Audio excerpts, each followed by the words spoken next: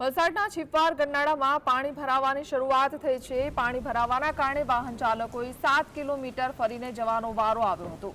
ગરનાળામાં પાણી ભરાવાના કારણે નગરપાલિકાના ફાયર બ્રિગેડની ટીમ પણ તૈનાત કરવામાં આવી છે। સાથે જ ભારે વરસાદને લઈને નગરપાલિકા તંત્ર સમગ્ર સ્થિતિને પહોંચી વળવા એલર્ટ પર છે।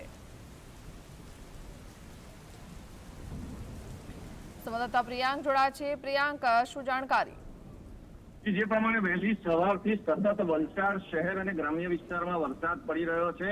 6.5 ઇંચથી વધુ વરસાદ આ વિસ્તારમાં પડી ચૂક્યો છે, જેને લઈને જે નીચાણવાળા વિસ્તારો છે તેમાં સતત પાણીનો ભરાવો થયો હતો।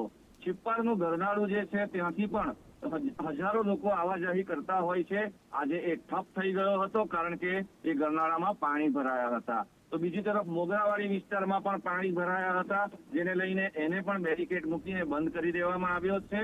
તો આ સાથે સ્ટેટ હાઈવે પર પણ પાણી ભરાઈ જતા ત્યાં પણ ટ્રાફિક જામની સ્થિતિ જોવા મળી હતી। ખૂબ લાંબો સમય સુધી એ લીલાપોર થી જે હાઈવે તરફ જવાનો રસ્તો છે તે પણ લાંબો સમય માટે અટકી ચૂક્યો હતો। તો નીચાણવાળા ઘરોમાં પણ પાણી ભરાઈ જવાની ઘટના જ સામે આવી છે। જી પ્રિયંકા, આભાર।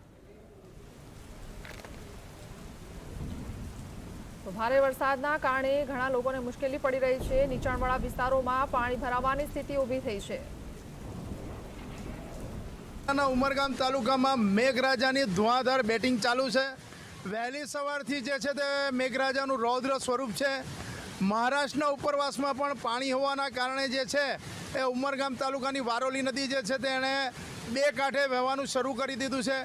ઉપરથી પાણીનો પ્રવાહ એટલો બધો છે કે વારોલીની અંદર જે છે તે પૂર જેવી સ્થિતિ છે।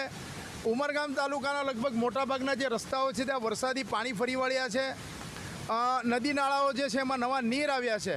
જે પ્રકારે આવી રીતના જો અવિરત વરસાદ ચાલુ રહે તો લગભગ કહેવાય છે કે એની અસર જે છે તે જનજીવન પર જોવા મળી શકે છે।